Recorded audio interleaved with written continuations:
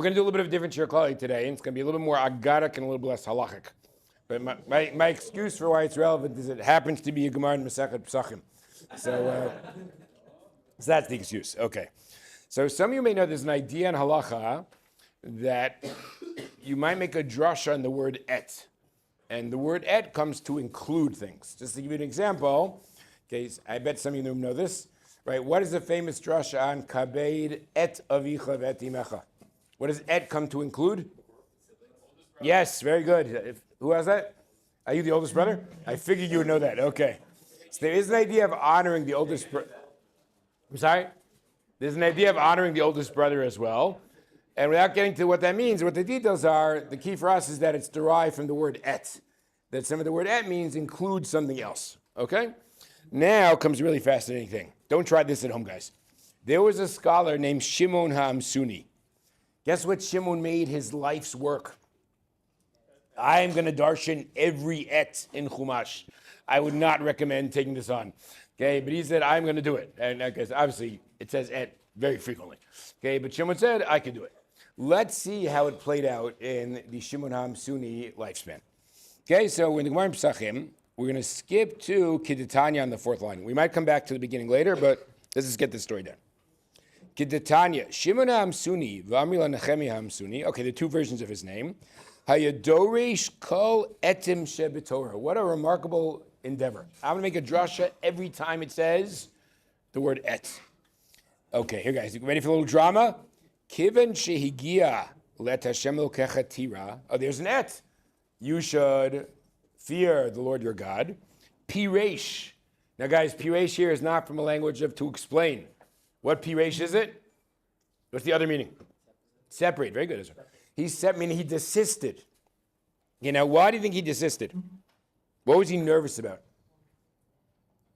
Go forget, what does the word et always do? It's not just some random drasha. It always adds something.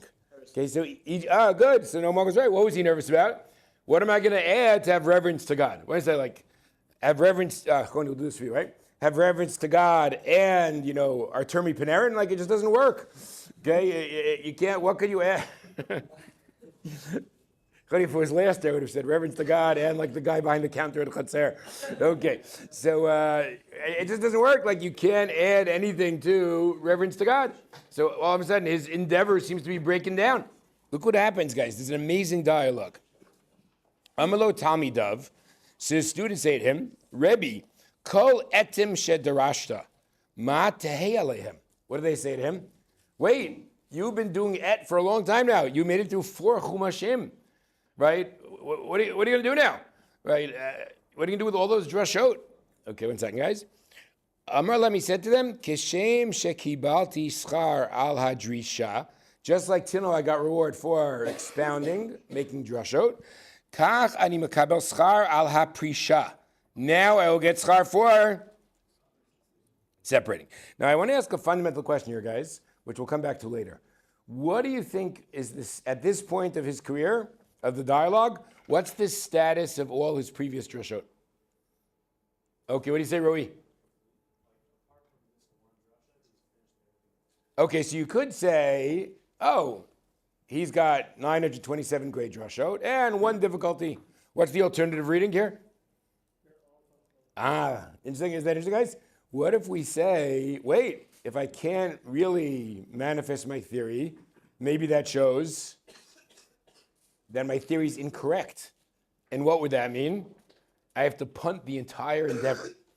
Now, I happen to be more drawn to Roi's approach, but I will say, wouldn't Moises's approach make him quite heroic? Right? That would be really impressive intellectual honesty.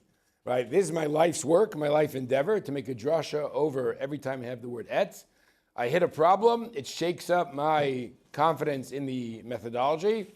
I'm punting the entire thing. Okay, guys, so hold on to those 2 possibilities, which one it is. Okay, next, then what happened?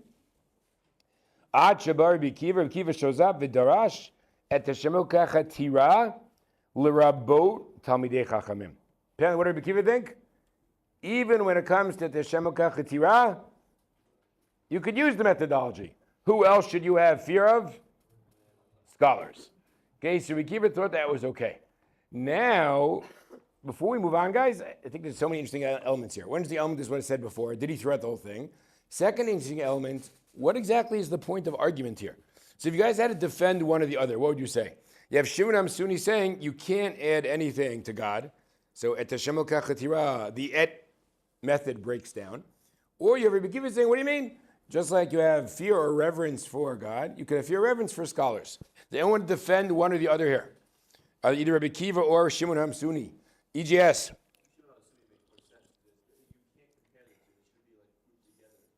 Okay, so you say despite Rabbi Akiva, it's an artificial addition. Talmid Chacham and God just don't go together. Anybody else want to defend one or the other? Roi?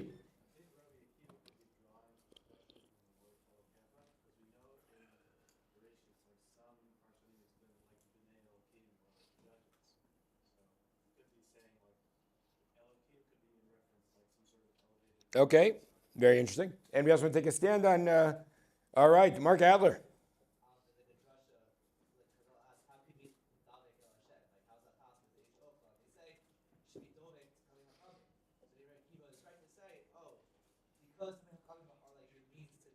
That is very interesting. Three things about Mark Adler, guys. If you guys want, what? Yes, if you want to schmooze them during lunch. First of all, Mark did very nicely at YU. So if you're going to YU, you want to talk about YU, he's a good voice. And if you want to go to law school, he can give you advice how to get into a good law school. I mean, he's not in yet, but he will be in. Okay, and thirdly, he just made a very good point. Okay, Mark says, what? He's Henry's cousin. He is Henry's cousin? What? You're not Henry S.'s cousin, right? What? Really? Oh, I did not know that. Okay, Raymond, you're. I see you know what's going on in like Syrian genealogy, Raymond. Okay. Okay. So in any case, but he just made a very good point. What is the tricky thing with Talmid Chachamim? Am I having reverence for the Talmid Chacham as a Talmid Chacham, or is that just a conduit really to having reverence for Torah or for God? Like maybe that's part of the debate here. So we're going to go a little bit out of order for 1 second because you guys raised some really interesting things that I want to discuss. Okay, so everyone turn the page, please. And you might notice, this is something we should all get used to, guys. Ever notice just that the commentaries I quote are not exactly standard? Yeah, let's just look for a second, guys. Let's do a list. Who do we got here? Rashi, the Marsha, something called the Daf al-Daf, the Khatam Sofer, Iyun Yaakov, Marsha, Iyun Yaakov. Anyone see what's happening? Why is that, guys? Yeah, very good. Moises. If it would be halachic sugya, we'd expect a little more Tosfos, a little more Rambam, a little more Ritva. But again, when you're doing the agadic portions of Shas, you have to get used to the fact that you look at different commentaries for help. So again, guys, there are great commentaries out there, but just get used to this parallel list, as it were, when you're studying Agadah. Okay, so let's turn the page and see two very interesting things. Okay, so let us look at, let's start with, let's start with the 6, and then we'll go to 8. Now, I'm going to ask you for a favor, guys. I foolishly bought a cup of coffee and a cookie right before Shiur. So you guys are going to read for me now so I can eat my cookie. Okay? So let us go to, you know, guys, if you ever give Shiur, you could be the one talking and sip your coffee. You can't be the one talking and eat your cookie. That just doesn't work. Okay, so let us go to source 6. All right, Josh Stiefel, do you mind reading for us?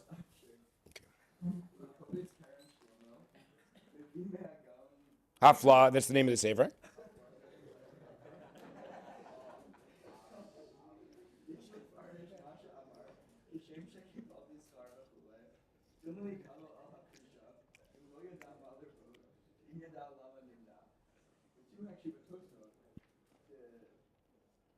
Heavily.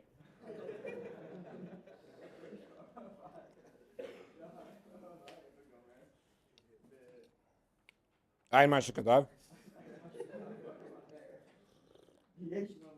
Guys, this now time to pay attention. This is the line that really matters. V'yesh lomar. Wait, what are you claiming? Yadal rabot Talmidei Chachamim. Namely, Shimon Hamsuni was no fool. He thought of this possibility. He could have easily made Rabbi Akiva's drasha. So why didn't he? Here we go.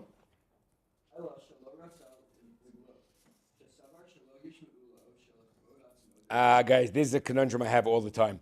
What's the problem with the Talmud Chacham making this drasha? What does it sound like? Doesn't it sound a little bit self-serving? So guys, this is something I've actually never been able to solve. As a Rebbe, I think in my 30 years of education, I don't think I've ever given a sikha about having covered for scholars. Because it feels like you're saying, oh, why do you guys have more covered for me? So I can't really figure out how to get around that, actually. I don't know what the educational solution is. Okay, what I'm saying? Doing a great job. Oh, thank you. I appreciate it, Gabi. Okay, but yeah, I'm tempted to say, I'm not sure if it's a good thing or a bad thing that other Rebbeim seem to have no trouble with this theme. Okay, but in any case, it is something that I struggle a little bit. So what's his claim about Shimon? What does Shimon say? I know this drasha, I just can't give it because it really doesn't sound very good. Okay, we got that? So one take on what Shimon was thinking was, maybe it's even the right drasha, I just can't do it. Okay, now what about the other side of the divide? What about Rabbi Akiva? Josh? Oh, sorry, he doesn't have the other side. He doesn't have the other side of the divide. Okay? So again, according to the Hafla, quoted by the Daf al Daf, Rabbi Shimon simply thought, I can't talk about covered for Chachamim. That just sounds completely self-serving. Okay, however, what about the other side? So you guys all remember by now that the Marsha is the most frequent commentator on Agadic sources. So you have his story, he's like your go-to man. So let us go to the Marsha. Charlie, do you mind reading? Oh, Charlie, I heard a great rumor about you. I heard that you are going to Norway during the break. So you can resuscitate your old Norwegian. Are you going to try, or are you going to? No. What? Alex is going with me. He doesn't have faith in me. Whoa, Alex. What? Why would that be? All right, Charlie. First share, Klali. After the break, Charlie, we're going to find out how your Norwegian went. It's going to be an exciting moment. Okay, go ahead, Charlie. Source 8.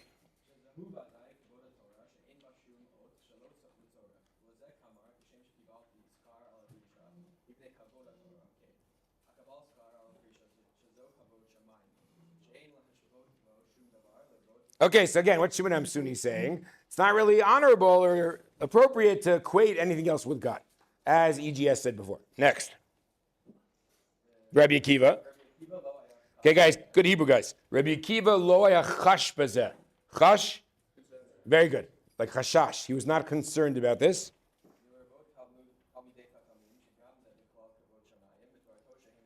Beautiful. Who said that just now? Someone said it, right? Who just said this, Farah? How does Rabbi Akiva want to formulate it? Oh, don't worry about the self-serving aspect, because how should you portray what you're doing? The reason why you respect scholars is because they represent Torah, right? They're the ones who are knowledgeable about Torah. So it's really, I think one could make such an argument. Again, obviously it's difficult to differentiate between the person and the idea. But let's say, let's go with Henry. Okay, was he here? Oh, man. Okay, fine. We'll go with Josh Stiefel. Okay, let us say Josh Stiefel has tremendous amount of respect for great novelists. Okay, and he meets somebody who can quote James Joyce's Ulysses by heart, which is a remarkable achievement because it's hard to understand it even in the books in front of you. Okay, so now Josh starts to have a lot of respect for that person. Like, the Ulysses guy walks into the room and Josh gets up and buys him a drink. Okay, so you might say, Josh, do you really revere that guy? What does Josh say? No, I revere Ulysses. And that guy represents this novel, right? He knows it by heart, right? So says the Marsha, that might be a way to kind of neutralize a little bit the fear that was raised by the Hafla. So I think you might have a really interesting educational debate now, right? How easy is it to navigate this? Because what would happen? Shimon Amsuni might say, you just can't navigate it. Once a rabbi talks about kavod for Talmidei Chachamim, it's all over, right? That's just sounds self-serving. And maybe Akiva thinks there is a way to navigate it. There's a way to formulate it as, no, you're respecting the values, the ideas, and it's less about the person. So that'd be a really interesting debate, I think. Amitai Keder. Ask the question slowly, okay? This way of reading it, let's just support the fact that reading that he didn't have to destroy all his work. Because in this point, really, he didn't make it a shot. His theory still holds. Okay, excellent. That guy Amitai just said that was excellent. Meaning, I raised two questions so far today. Did he throw out the entire package or not? And what was the debate about the Talmud Chacham one? So I think Amitai is right. You might combine the two things. If he knew the Talmud Chacham one, but was just scared of saying it, so then what should you answer about the first question? He shouldn't have had to throw it out, right? What would be the throwing it out based on? It obviously doesn't work because there's no way to do it over here. But if you tell me there was a way to do it, he was just a little scared of it, I agree. That's your argument, right, Amitai? Very good. So then at that point, he wouldn't have to throw out all the drasha. Okay, Meir Ross. We're talking about like the difficulties in addressing this, but I'm pretty sure that there was a sugya in Kedushin that we didn't like Seder, where they did talk about like the importance of standing in respect for the rabbi. Look, I'm not denying that our tradition has sources about respecting rabbis. I'm not denying that. I just said, A, I struggle with it to some degree, and B, maybe this is a particularly dramatic one, Mayor, because here what are you doing? Not just saying respect rabbis, but you're including it in a verse about respecting God. I think it's a pretty similar conclusion that Kedushin had, which is you're not saying out of respect for the person, but for the knowledge that they possess and what they have to teach. Okay, but could we just agree that at least psychologically it's not so easy to differentiate? Right, like let's say, just to give you an example, guys, again, what I'm afraid of. Let's say every week I would give a talk about respecting rabbis. And you say to me, Rabbi Blau, isn't it like a little overkill? I say, well, don't worry, it's not about me, it's just about the Torah. Like, wouldn't you get like, it is a little tricky, you know? Yeah. Okay, we're good, everybody okay with it? Okay, great. Let's go to another, let's turn the page back and raise a third question. Okay, but before we get to that third question, I just want to show you which side of the divide Rashi's on. Okay, so you guys see the Rashi where it says, we're in source 2, the second line, Piresh Mikulan. Ever see that? Piresh Mikulan on the second line? Yeah? Okay, John, do you mind reading for us?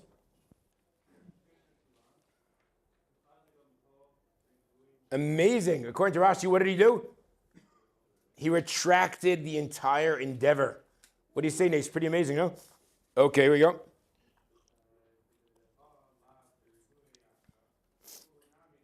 And what's the logic of it if you want to take this position? Well, if this et is not coming to increase, apparently, that's not what it does. If that's not what it does, I must deny the entire thing. Now, again, guys, I'm going to argue vociferously that that is not true, but I will just say it does make Shimon incredibly heroic. Guys, let me say this, guys. I'll say a few things. Intellectual honesty is a good value that is not so easy. And I'll give you two things. It is not so easy to say I was wrong at all. Forget anything else. Just to be able to say I was wrong. Like how many years that you guys probably have this, guys? You know, you're arguing with your chavruta, and unfortunately, as Shiur approaches, you start to suspect that your chavruta is right, right? But how easy it is to say, oh my God, our argument for the last 45 minutes, actually, you were right, I was totally wrong. So I think a lot of us struggle with that. But wouldn't it be much more pronounced over here when it's kind of your life's work? Like imagine having to come to the conclusion that your life's work is incorrect. I'm trying to think if I can think of a good example like in intellectual history where someone had to do that. You have a good example? Yeah. When Shulchan Aruch was being written, he decided to not come out. Okay, but that's not the same thing. But he didn't stop it. He just But it's not about right or wrong. But you're right though. Okay, guys. So just one quick thing. One second, Alex. So Gavi Spinner is totally right. Rav Yosef Cairo and Moshe Isserles, both in the same century, decided that we need a new halachic code, and they were working on it simultaneously. But then Rav Yosef Cairo finished first. But Rav Moshe Isserles had a clever move. In theory, he could have said, oh my God, this code I've been working on is now purposeless. But what did he realize, of course? Yosef Cairo is reflecting the Sephardi psak. I could just add my little Ashkenazi additions and still play a role. That's what you meant, Gabi? Okay, but I didn't know this, guys, but there's a third fellow in this story who's the real unfortunate person of Jewish history. Anyone know about this? There's a third fellow named, you know about it, Roy? Oh, very close. Rav Mordechai Yafeh wrote a sefer called The Lavush. He was also doing it, but he got doubly stymied because he lost out on the code, and then he couldn't add his Ashkenazic additions because the Ramah had already done it. So he is the unfortunate fellow in Jewish history. Okay, we should all learn more Lavush just to make it up for him. Okay, but so Gavi, it's roughly similar, but it's not that none of them had to say my life work is wrong. That's hard to say my life work is wrong. Okay, but according to Rashi, that is indeed what Shimon HaMsuni did. Okay, however, let's go back to the Rif, source 10. Okay, I was going to save this for the end, but I think it's important. Okay, now again, guys, you hear Rif, you're thinking, oh, I know who the Rif is. That's this fellow of Yitzchak Alfasi, who's the back of a big Vilna Shas, right? No, that is not him. Okay, Rav Yitzchak Alfasi, in fact, in some ways, he's the opposite of this. Okay, because who knows what the Rif does? Yes, EGS. Excellent. Why do you know all this EGS? In Kohelet? Wow. Well, Micha, maybe you could have left Vermont and gone to Kohelet. Okay. Mayor Ross, also you could have left Vermont and gone to Kohelet. Okay. So, in any case, just people are not in my chumash here understand. Mayor Ross also knows too much based on his background. So I recently decided he was in the same school as Micha. Oh, you know we should decide? Obviously, we should decide that Evan Shraga went there also, right? Okay, so Evan Shraga, Micha, and Meir, they had a good time there in that school in Vermont, picking up all of Judaism. It was just great. Okay. Well, I'm sorry? Emmy's. You say I didn't throw that in yet? Fine, I'll throw it in. Okay, guys, I would like to announce that Emmy has the most discerning palate in the yeshiva. If you would like to check out what is a good restaurant, speak to Emmy, because Emmy particularly liked the cholent I made this Shabbos. So he obviously has an extremely discerning palate. Okay, so now, and Zevi is not bad either. Okay, so now so the Rif, guys, who's this? So remember that the Ein Yaakov collects all the Agadot, and there's a sefer called the Rif. It is not Rav Yitzchak Alfasi. It is Rav Yoshio Pinto. I think I mentioned before, last year there was a fresh guy named Josiah Pinto. Like he walked into the yeshiva the first day and they said, he obviously is a descendant of Rav Yoshio Pinto. And the answer is, he is. Okay, so it was quite exciting. Okay, so Rav Yoshio Pinto wrote a parish on the Agadic portions of Shas. That's what we're talking about right now. Okay, so let's see source 10. All right, Kuz, you mind reading? Okay. Kuz, serious guys, get the sheet. Let's go.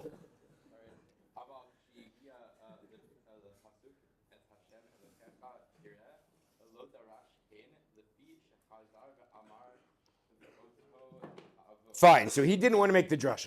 But now, look what he says. Klomar.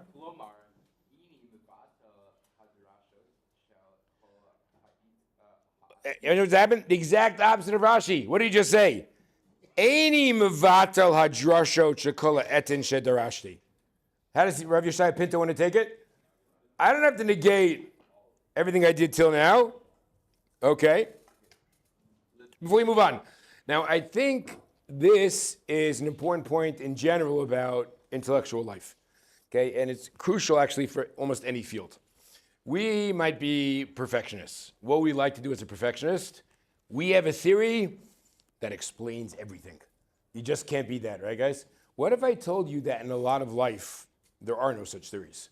So what do you try to get at that point? The theory that explains the most things, not the theory that explains everything. Now, obviously, guys, that could be taken too far. So let's take an example, guys. Let's say I'm trying to figure out the meaning of a word in Tanakh. I'm trying to figure out the word nar. Let's go with that. Does nar always mean you're youthful? You're like 16? Or could you be 52 and still be called a nar? So I try to study it. What if I find out that in 10 out of 20 cases, the nar is youthful? Right? Can we all agree it's a bad theory at that point? Okay, 10 out of 20. What if I find it works in 18 out of 20? So I don't think you have to throw it out at that point. Maybe you'll come up with some reason why there are two exceptions. Maybe you'll say, I'll leave it as a question mark. But it's pretty convincing if it's 18 out of 20. Okay, by the way, you might think, this is really great, guys. Get this down. One day next year or 2 years from now, you'll impress your college professors because you know this. You might think, oh, Rabbi, that's literature. But science is not like that. Science is all about having all the answers. So, guys, there's a famous philosopher of science named Karl Popper. Karl Popper's theory is, how does science work? He says a lot of interesting things. That you come up with a theory that answers the most questions. That's your theory. When do you move on? When you have a theory that answers more questions. But you're not looking for the theory necessarily that answers all the questions. That, according to Popper, that is how scientific development works. But he says something really brilliant, actually. Popper says, it relates to our previous topic also, actually. What should you be trying to do if you're a scientist? Not trying to prove your theory right. You should be busy trying to prove your theory wrong. Because what's the key question? How many things can my theory not answer? Like, that's how you figure out whether it's the right theory or not. So it would be an interesting world if we would function more like Popper, like spend our time trying to figure out why our theories are wrong. But again, I'm using that more. That's not my crucial point there about Karl Popper. My crucial point really is that who says that a theory has to explain everything to be a good theory? I think we should not have to think about life that way. And that could affect everything. If you're thinking about religion, philosophy, science, etc. So just to sum up, I'll take comments in 1 second. We have another important machloket. What's the important machloket? According to Rashi, what did Shimon do? He punted the entire endeavor. According to the Rif, what did he do? No, I have a question, but why do I have to give up on my entire life's work? Because I have a question. Okay, no, I'm walking over. What do you think? Like just like you can learn from the exceptions to theory in many cases, too. It's a very powerful statement that maybe even if it's completely true, and maybe if there was an answer we could have used here, he didn't do it. There's a statement that like when it comes to like a thing like this about Hashem, you just stay away from it. And even if maybe the theory, if the theory doesn't work here, and it's still powerful, maybe even the theory does work here, and it's even more powerful. That very interesting. You don't apply theory to something that's like so. You wouldn't say his desisting, if he kept everything else, is even more significant. Yeah. Very interesting. Who else had a hand up? Yeah, Mayor. I think you're not a big fan of string theory, then. I'm not a big, because string theory tries to explain everything. Yeah, well, look, truth is, I'm not knowledgeable, so it's really unfair for me to take a stand. But I usually think theories that try to explain everything are going to make a mistake somewhere along the way. But again, it's a little extreme to say there's never any theory that explains everything. But this way, I'm a little skeptical about theories that explain everything. How's that? What's your position on string theory? I don't know much about it either. Okay, but you thought you'd raise it anyway. Let's see your thoughts. Yeah, Elliot. I think like maybe not good enough was like big enough. So that's very interesting. Elliot, very clever. So I'll tell you something I just read recently. Some of you know that they put out a sefer of Rav Schechter's Torah on rabbinic authority. Some of you saw it, right? So I wrote a little review of that. And what? Oh, thank you. You read it, Raymond? Raymond, we have to decide with you or Nace, which one of you has read more of my online material? Nace, who do you think it is? Oh, okay. I also came up with a counter to Rav's counter to use. Okay, fine. So just okay, so just to sum up, guys, two things we've determined today: that Emmy is the most discerning palate in the yeshiva, and Nace is the most discerning reader in the yeshiva. Okay, there we go. No, but he read all kinds of things I wrote that have nothing to do with being Haredi. Correct, Nace? Even the friends did. Yeah. I critique Friends. That's pretty Haredi, no? What? Okay, so now we know that Emmy's discerning palate breaks down when it comes to television. Okay. So, yeah, Yehuda. Well, I'm saying, I just wanted to answer earlier. I'm sorry. So I got distracted. But in Rav Schechter's Sefer, he quotes a very interesting idea from Rav Goldvicht. Rav Goldvicht is actually a pretty important person in yeshiva history, because not the Rav Goldvicht who's at YU now, his uncle. He was the first Rosh Yeshivat Hesder. So that's pretty big in the world of religious science education. So right. So Keren B'Yavne is the first Yeshivat Hesder. Now, guys, think about it. This is a really huge institution, right? The Frum community is struggling with, we believe in Talmud Torah, we believe in serving the army. So arguably one of the most important institutions in the state of Israel was the Yeshivat Hesder. Right here you have an institution where you'll do both. You'll both study Torah and serve in the army. So the first one was Keren B'Yavne, and Rav Goldvicht, the older Rav Goldvicht, was the Rosh Yeshiva. So he's a very important person. And he had the following idea, Elliot, it's a little bit similar to you. Rav Goldvicht said, what did Rabbi Akiva do? He saw Shimon HaMsuni's heroism, and therefore he concluded, scholars are worthy of reverence. Right? It's a little bit like you, right? It's not that Rabbi Akiva was better, but I guess the opposite. It's pretty clever though, right? Like Shimon HaMsuni looked around and said, we scholars are not so great. How could we possibly be in the sense about Hashem? And Rabbi Akiva said, oh, if you could be as humble as Shimon Hamsuni and is intellectually honest, you are worthy of reverence. Okay, Yuda.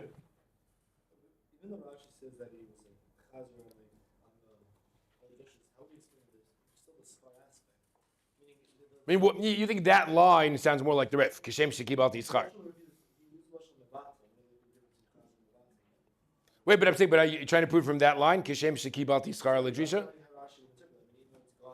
Okay, but it's interesting though, because I think you might be right. If I had to argue for both positions, maybe that line would be an argument for the Rif. Do you think so or you don't think so? Yeah, because they still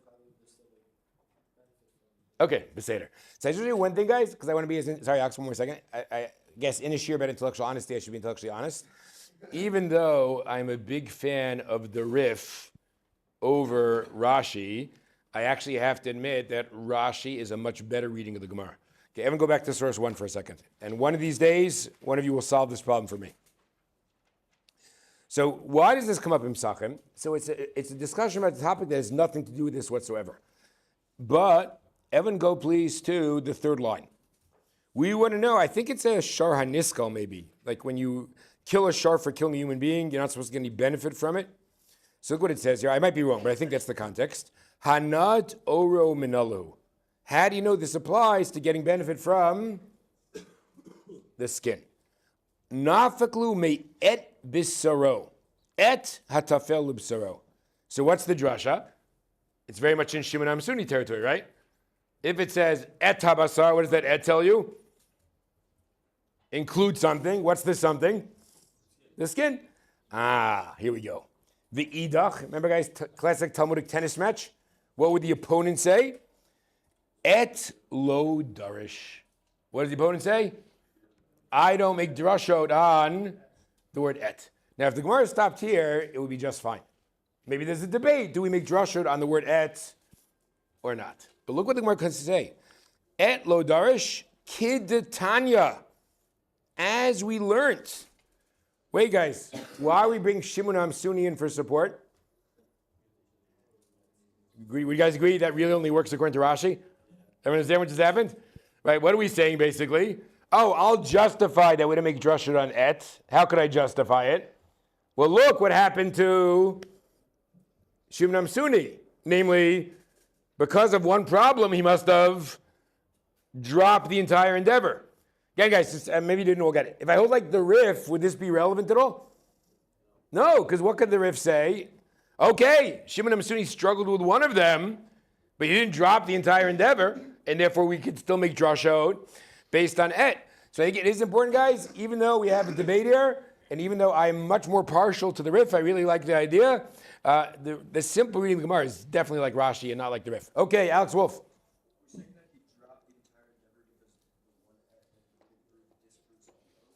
Yeah, I mean, that's one way to take it. You could be like extremely, rigid intellectually.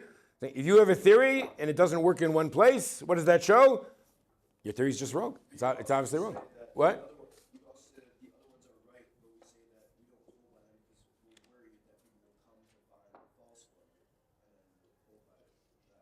Wait, but you're willing to say, you have to work this out, Alex, that Shimon Hamsuni's right, and somehow there's one magical exception. I mean, throughout the Torah, et really is coming to include. Somehow here it's not. Okay, I'm not saying it's impossible, but you'd have to work out such a theory. Right? Yeah.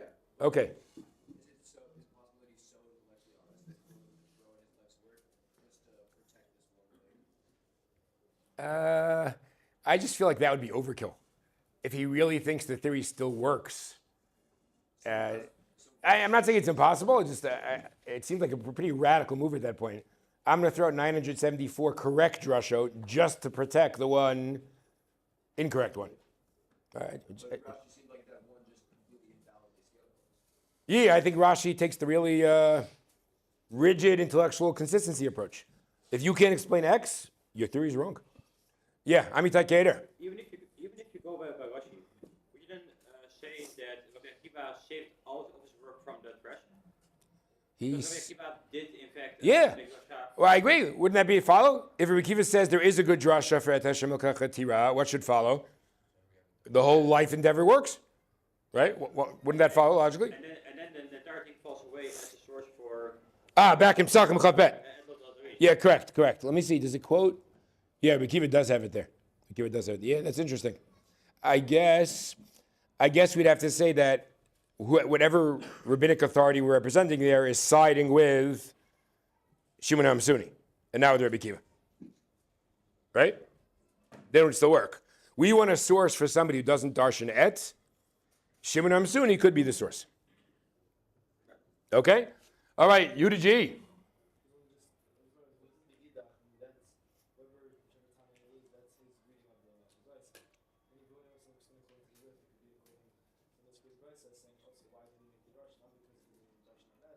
Okay, Yafeh. So the children, you might be right.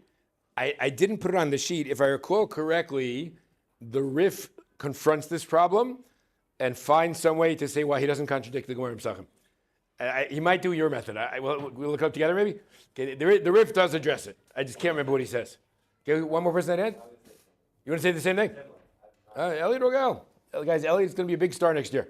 Okay, Elliot, what are we learning? What are we learning in our weekly Chavrut, Elliot? You have like 7 months to think about it, okay? Okay. All right, I don't have so much time, so I'm just going to tell you 2 other issues that come up. Okay, but again, just to review, guys, I think we saw 2 very, very interesting debates. One debate is, should we make the Rabbi Akiva drasha or not? And we discussed the tension in a Rav demanding kavod harav. That was a little tricky. We saw the Marsha on that and the Hafla on that. And we discussed, if I have a problem, should I throw out the entire endeavor? We saw Rashi versus the Rif. I was very partial to the Rif, though we have to deal with whether the Gemara Pesachim really is a clear proof for Rashi. Okay, I would like to just finish with 2 more things, guys. I'm curious if any of you could realize, is there any other pasuk that maybe should have given Shimon HaMsuni pause? It sounds like he was doing great. Oh, this one pasuk in the entire Chumash tripped him up. Only at Hashem Elokecha Tira was a challenge to his position. Mark Adler. Mark Adler, Yeshiva Star. Guys, it also says, V'ahavta et Hashem Elokecha. So, why, Mark, were you thinking it the whole time? Very good.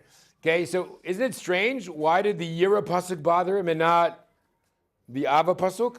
So I'm not going to get into it, guys. But if you want to know, because I'm running late, I'll take questions. I'll take suggestions. But if you look, guys, the source 3 asked the question, and where else? Source 1 second. Somebody else asked the question,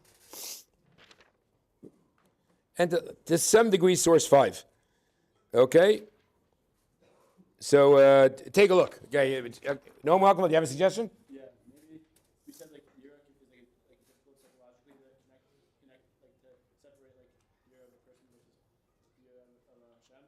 But when it comes to the Hafta, I think those things are working together much better. Fascinating. It's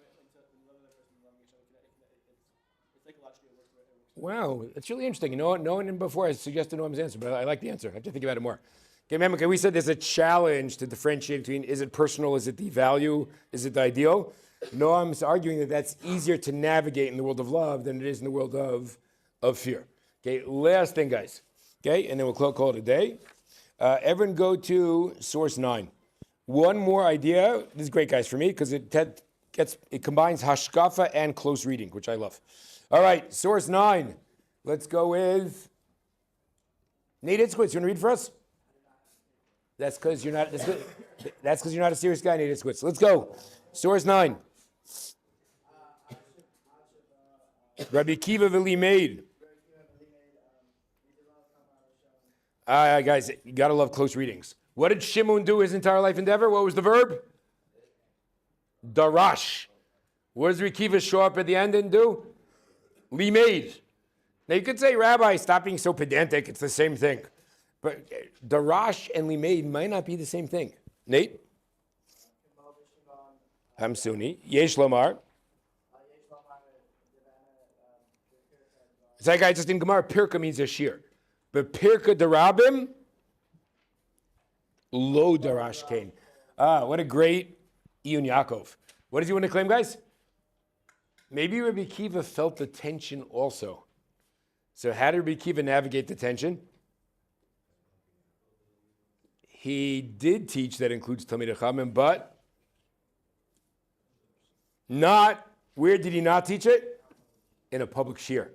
I mean, maybe he had like 3 guys in a chavrut at home, he would teach it. But I think that's an interesting compromise, according to him. What's Rabbi Kiva thinking, basically? This is the right drasha, and therefore the truth should get out. But again, it's kind of uncomfortable to get up in front of 200 people and say you should have more kavod for Talmid Chachamim. So according to him, it's very clever. Oh, he wasn't doreshit, like giving a drasha. He was limaid it. And limaid could be in a much more private form. Okay, Yudah G, last comment. Oh my God. He has a different girsa. Wow, Yudah G, you're a serious guy. Wait, we didn't see the limaid anywhere else? All right, give me 1 second, guys. I know I'm over time, but I just want to see if there's a little asterisk where they change. Have a guess what Yehuda G just caught on? Guys, just give Yehuda G credit. He grew in learning amazingly in his 2 years in yeshiva. Really amazingly. Okay. So see, Yehuda, now that's on for all posterity. 60 years, some historian's going to try to figure out who Yehuda G was. Okay. Here we go. Oh, my God. Our Gemara doesn't even have a different girsa. It just says darash. Okay, this is a great deal, assuming that it's true. Okay, but I'll have to see where the other girsa comes from. Elliot. Yeah, this Gemara is in 4 places in Shas. All right, I'll tell you what. I don't want to make you guys wait forever. I'll do one more. We'll see if we get lucky with one more. Okay, it's also Baba Kama Mem Aleph Amid Aleph. Here we go. The moment of truth, guys. A little drama in Shiur Klali. Let's see what happens. Very exciting. We end on a dramatic note here.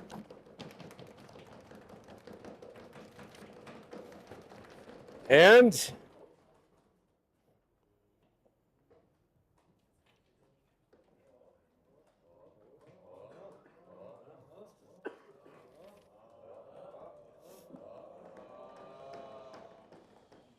Elliot Rogel. This is a good note to end on. You skip from Psachim Chapet to Baba Kama Mem Aleph. Ad Shabar Bikiva, Vili made. Oh, excellent. Okay. Everybody should have a great job. Wow, that was great. Elliot Rogel, way to go.